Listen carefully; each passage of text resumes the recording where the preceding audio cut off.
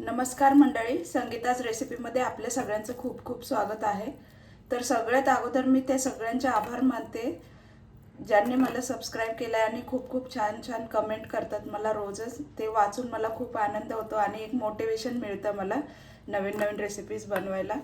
तर त्यांचे मी मनापासून आभार व्यक्त करते। आणि आज मी बनवणार आहे खूपच मस्त चमचमीत अशी कोबीची भाजी आणि खूपच लवकर होते आणि खूपच छान चवीला लागते, चटपटीत। चला तर मग आपण ही भाजी कशी बनवायची ते सुरुवात करूया। अगदी साधी सिंपल भाजी आहे पण खूपच छान टेस्टी लागते। चला तर मग सुरुवात करूया। तर हे पहा, कोबी मी हा पाव किलो चिरून स्वच्छ धुवून घेतलाय। आणि आता आपल्याला त्याला फोडणीसाठी कांदा लागणार आहे। एक मोठा कांदा चिरून घेतलाय, टोमॅटो चिरून घेतलाय, कढीपत्त्याची पानं आणि कोथिंबीर चिरून घेतली। लसूण आणि मिरची याच्यातच वाटलेली आहे मी, एकत्र जरा जाडसर वाटून घेतलंय। 4-5 लसणाच्या पाकळ्या आणि 7-8 मिरच्या वाटल्यात। चवीपुरतं मीठ आहे, शेंगदाण्याचं कूट आहे, याच्यात पण थोडासा लसूण मी घालूनच वाटलेला असतो। हळद आहे, मोहरी आणि जिरं। तर याच्यात मी 2-3 चमचे तेल घातले, 1 चमचा मोहरी घातली। आता मोहरी छान अशी तडतडते, त्याच्यात आपण जिरं घालूया अर्धा चमचा।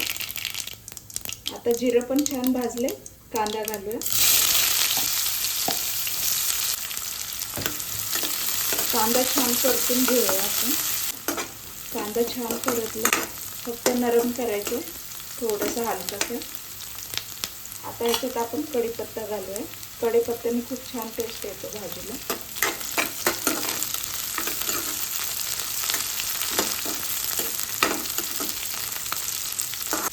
आता आपल्याला त्याच्यामध्ये हा ठेचा घालायचा आहे, मिरची आणि लसूण वाटलेलं।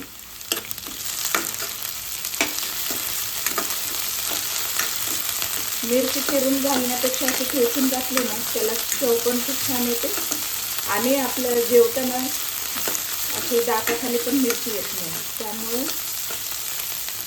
ठेचूनच घातलेली चांगली। आता त्याच्यात ठेचा पण छान परतलाय, त्यात हळद घालूया। एक अर्धा चमचा हळद घातली, छोटा।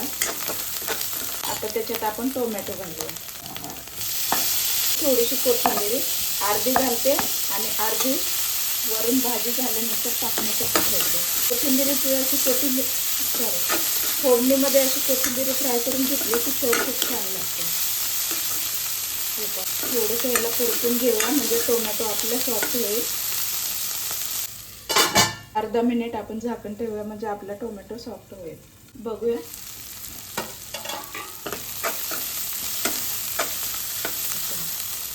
याच्यात आपण मीठ घालूया। मीठ तुमच्या आवडीनुसार घाला। मी ते अर्धा चमच्यापेक्षा थोडं जास्त घातलंय, म्हणजे पाऊण चमचा घातलंय मीठ। तिखट आणि मीठ आपापल्या आवडीनुसारच घाला। तर आपण कोबी घालूया।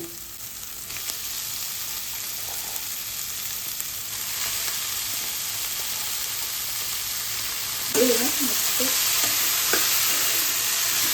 आणि कोबीला जास्त वेळ पण लागत नाही शिजायला।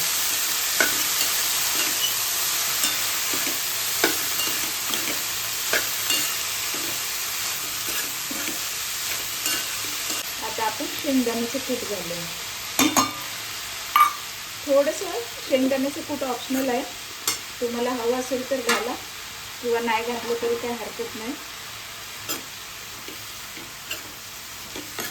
पण त्याने थोडीशी चव छान येते।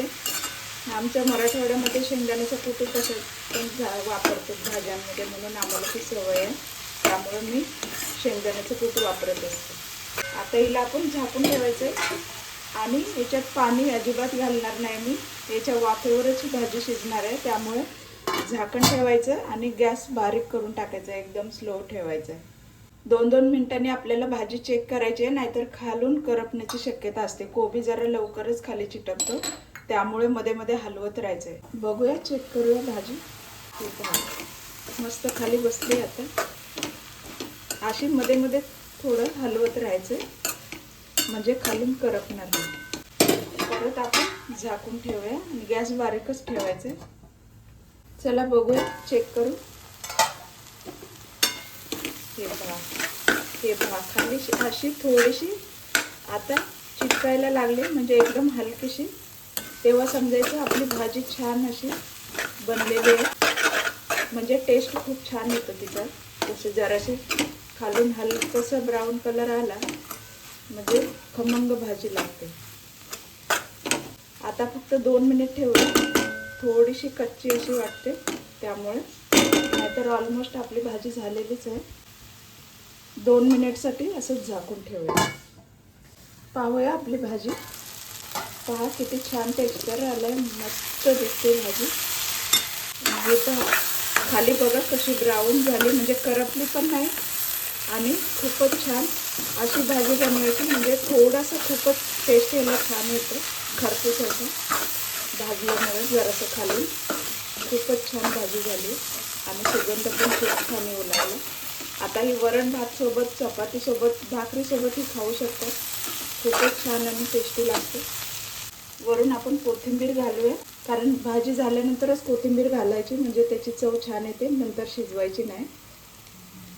तुम्हाला रेसिपी आवडली असेल तर नक्कीच लाईक करा, कमेंट करा, शेअर करा मंडळी, आणि सबस्क्राईब करायला विसरू नका. चला तर भेटूया पुढील मस्त रेसिपीमध्ये. थँक्यू.